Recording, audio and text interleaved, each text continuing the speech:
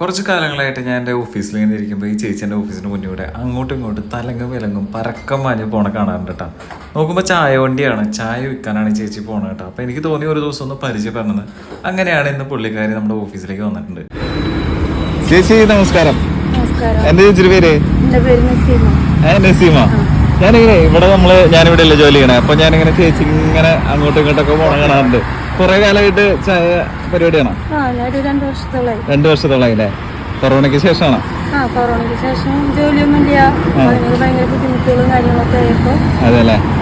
എന്തൊക്കെ കടികളുണ്ട്? ഇന്നോട, പരിപ്പുവട, puffs, role, cutlet. ചായയും പിന്നെ കാപ്പി ഉണ്ടോ? ചായയും കാപ്പിയും കടികളും. ചായ തരുമോ? തരാലോ.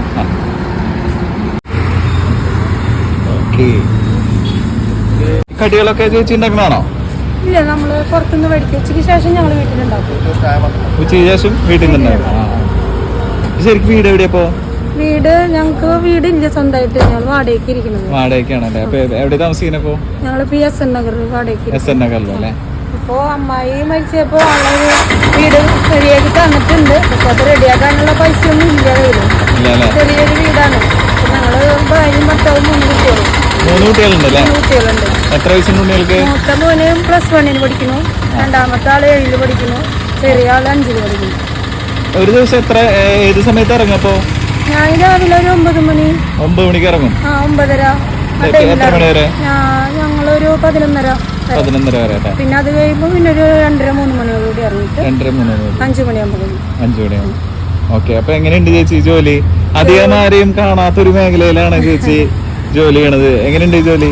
കുഴപ്പമില്ല, നമുക്ക് കഴിഞ്ഞു പോകാനുള്ള കാര്യങ്ങൾ കിട്ടുന്നുണ്ടായിരുന്നു. നമുക്കൊരു സാമ്പത്തിക ഇത് ഉണ്ടാവണ്ട ഈ ജോലി ചെയ്തിട്ട്? കുഴപ്പമില്ല, ജീവിക്കാം. അത്രേ ഉള്ളൂ അല്ലേ? എത്ര ചായ പോകും ഒരു ദിവസം? ഒരു ദിവസം ഇപ്പൊ ചേട്ടനും ഇറങ്ങുന്നുണ്ട്, ഞാനും 2 പേരും കൂടി, ഞാനും കൂടിയിട്ടാ ചെയ്യുന്നത്.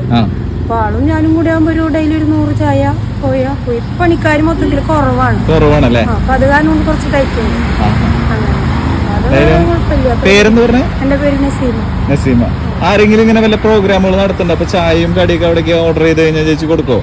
ഈ സാഫിന്റെ ഇതൊക്കെ എന്നോട് പറയുമ്പോ ഞാൻ ചെയ്ത് കൊടുക്കാറുണ്ട് അല്ലേ? അതുപോലെ എന്തെങ്കിലും പ്രോഗ്രാം ഒക്കെ ഉണ്ടെങ്കിൽ ചേച്ചിക്ക് ഒരു സഹായം ആയിക്കോട്ടെ ചെയ്യണമെങ്കിൽ സന്തോഷം അല്ലേ? ഓക്കെ. എന്തായാലും ചേച്ചീനെ ആരെങ്കിലും ഒക്കെ സഹായിക്കട്ടെ. അപ്പൊ നല്ല കടികളൊക്കെ ഉണ്ട് കേട്ടോ ചേച്ചിയുടെ. ചേച്ചിയുടെ വീട് പറഞ്ഞത് മണ്ണുത്തിയിൽ തന്നെയാണല്ലേ? ഏതൊക്കെ ഏരിയയിലേക്ക് പോവാ?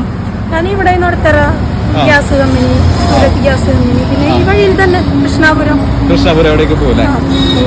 എന്തായാലും കണ്ടൊരു സന്തോഷം, വലിയ ഉപകാരം. ഈ ചേച്ചീൻ്റെ അടുത്ത് സംസാരിച്ചപ്പോൾ എനിക്ക് മനസ്സിലാക്കാൻ കഴിഞ്ഞത് ശരിക്കും പറഞ്ഞാൽ ഭയങ്കര എഫേർട്ട് എടുത്തിട്ടാണ് ഈ ജോലി ചെയ്യുന്നത്. എന്ന് വെച്ച് കഴിഞ്ഞാൽ ചായ കുടിക്കുന്നതിന് ഒരു സമയമുണ്ട്. ആ സമയത്തിന് നമ്മൾ കൃത്യമായിട്ട് അതാത് സ്പോട്ടുകളിൽ എത്തിയില്ലെങ്കിൽ പിന്നെ ആ ചായ ആരും വാങ്ങില്ല.